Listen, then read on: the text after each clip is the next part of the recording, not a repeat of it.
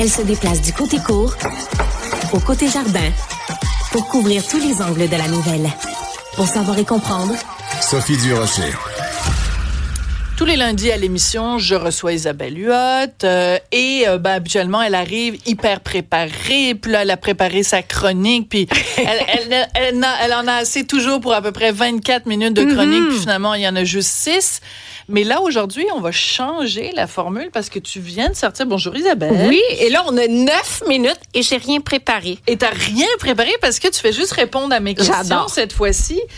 Donc, repose-toi parce que tu viens de sortir, ces jours-ci, avec José Lavigueur et la collaboration de Marie-Ève Prince, un livre qui s'intitule Ménopause, le guide pratique. Oui. Et quand on dit guide pratique, c'est vraiment ça. Incroyable. Parce que il y a des recettes, il y a des exercices et aussi, il y a un journal où on peut noter chaque semaine si nos symptômes, par exemple, la mauvaise humeur, si ça s'améliore ou pas.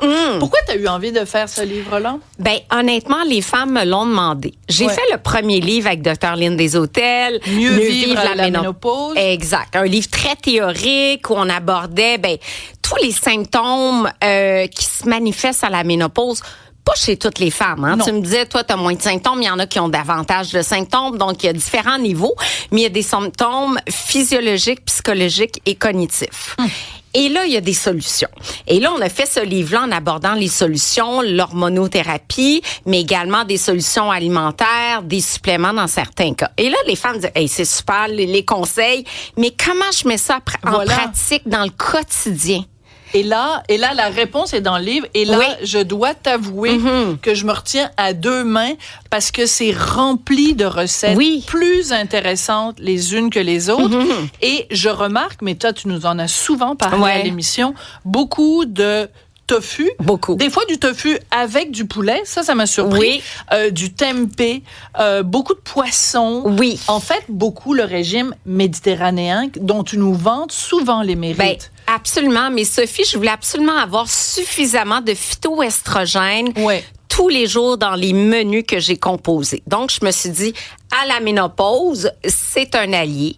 Des composantes végétales qui ont une faible action estrogénique qui peuvent aider à moduler les symptômes. C'est sûr, ça vaut pas l'hormonothérapie de substitution. Mais ça complète. Ça complète. Hein? C'est 100 fois plus faible qu'une hormonothérapie, mais quand même. Et là, c'est pour ça que tous les jours, on a beaucoup de protéines végétales parce que les phytoestrogènes, on trouve ça dans les pois chiches, dans le soya, tous les dérivés du soya.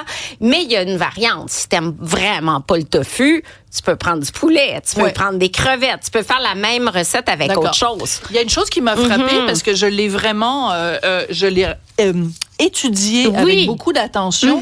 Je trouve les petits déjeuners costauds. Oui.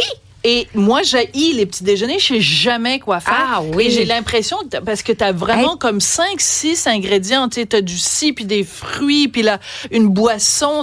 Pourquoi c'est si important d'avoir des petits déjeuners aussi consistants quand on est en ménopause? En fait, ce que j'ai voulu faire, c'est répartir l'apport protéique dans la journée. Et on sait que la femme en ménopause, il y a vraiment une perte musculaire qui est importante. Dès l'âge de 40 ans, nos muscles fondent littéralement. T'écoutes ça, Cybelle? Cybelle, t'as quel âge? Non, même trop jeune. Oui, mais tout à l'heure, on avait Chantal Lamarre. Oui. Puis là, du haut de ses 25 ans, elle a dit à Chantal qu'elle avait peur de vieillir, comprends-tu? Là, j'entends ça, là, je me dis, c'est les fait que là, elle dit, il y a 40 ans. Quel plaisir!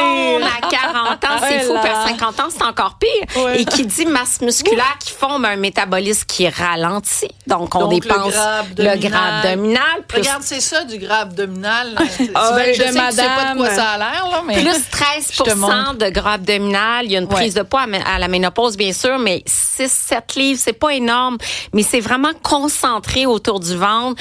Et puis, ça vient souvent avec un syndrome métabolique, la tension artérielle qui s'élève, la glycémie, parfois un prédiabète. Donc, effectivement, il faut faire attention. Mais tes conseils sont très précieux. Donc, moi, j'ai noté aussi, parce que tu le fais pas toute seule, ce livre-là, il y a José Lavigueur, il y a plein d'idées d'exercices qu'on peut faire à la maison et de musculation et qu'on peut faire à la maison avec une chaise. Pas besoin d'aller au gym, là. Simple.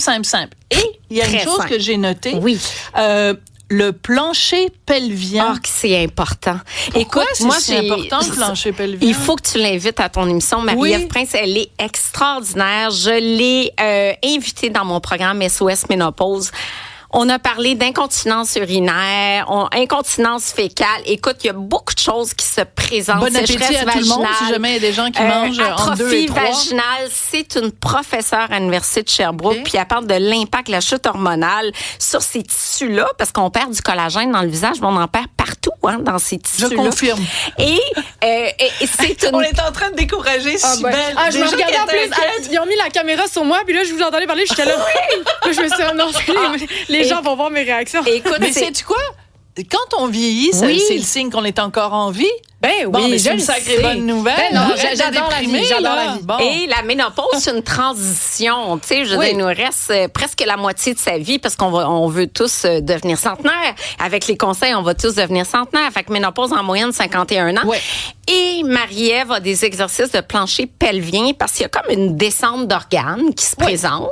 Il y a beaucoup de femmes qui vont faire un petit peu de course, vont avoir des fuites urinaires. Tu tousses, il y a des fuites urinaires. C'est pas le fun, mais il y a des moyens de prévenir ça. Et là, c'est pour ça qu'on a mis un journal parce qu'on est convaincu qu'à travers 4 semaines, on se sent mieux. Et là, c'est intéressant parce que donc, vous prenez la liste de tous vos symptômes. Alors, par exemple, l'acné, l'anxiété, les douleurs articulaires, la fatigue, peu importe, là, et vous mettez la façon dont ça évolue. Est-ce que ce symptôme-là revient? Est-ce qu'il disparaît? C'est extrêmement intelligent et il faut le noter. Bien fait. Il faut le noter parce que sinon on oublie. De toute façon, on est en ménopause, on se souvient plus de rien. On se souvient plus de rien parce que les fonctions cognitives sont aussi affectées. Faut pas exagérer non plus, Isabelle, s'il te plaît. On n'est pas complètement décervelés parce qu'on est en ménopause, là. Non, mais il y en a qui ont la totale. Tu vas me faire perdre mon travail, moi, là. Il y en a qui ont la totale, il y en a d'autres que ça va super bien. Fait que, mais c'est sûr que les fonctions, la mémoire notamment. Moi, j'ai observé ça chez moi, la mémoire. Tu sais, apprendre des textes. Tu viens de dire? Je me souviens plus. Elle vient de te dire la quelque chose, mémoire. Tu sais, apprendre des textes par cœur. Ouais. C'est vraiment difficile. Moi, je l'ai pas, ce symptôme-là. J'ai un petit peu de brouillard, mais c'est pas tant la mémoire, quoique peut-être que Richard te dirait exactement le contraire, ou peut-être que mon fils aussi te dirait le contraire. Je suis convaincue que mais de toute façon, c'est pas grave parce qu'une fois qu'ils l'ont dit, je m'en souviens plus après. Ah, voilà. Et dans le livre, on a des collaborateurs, Sophie, que tu connais bien. Il y a Éric Simard, je pense que tu l'as déjà reçu, expert en longévité. On a une psychologue, Mélissa Lanier, parce que c'est le période mi-temps de la vie. Beaucoup de femmes se posent des questions. Donc, Mélissa est là, se remettre en question.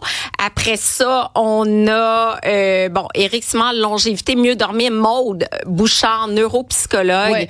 Le sommeil, c'est vraiment difficile. C'est vraiment très difficile. Et moi, je trouve que c'est important de se parler de ça, Isabelle. Et c'est important que, tu sais, on dit beaucoup les hommes qui doivent être des alliés, des fermes. Ben, s'il y a une époque où c'est vrai et où c'est important et il faut que les gars, vous tourniez pas la radio en changeant de poste quand on parle de ménopause parce que c'est votre femme, c'est votre meilleure amie, c'est votre mère, c'est votre collègue au bureau. Vous êtes entouré de femmes. Alors, ne dites pas que c'est un problème de femmes, que ça ne concerne que les femmes, ça concerne tout le monde, c'est super important. Et merci j'ai eu pour tellement ce des beaux livre-là. Témoignages d'hommes qui m'ont dit, Isabelle, grâce à tes conseils, j'ai retrouvé ma femme. Oh, on est revenu amoureux, je la comprends mieux. Écoute, c'est-tu extraordinaire? Ben, merci beaucoup, Isabelle. Toujours un plaisir. On se retrouve lundi prochain. Merci, Cybèle. Arrête d'avoir peur de vieillir. Non, mais j'ai hâte. T'es toute en beauté, t'es magnifique, t'es intelligente, t'as pas de brouillard mental.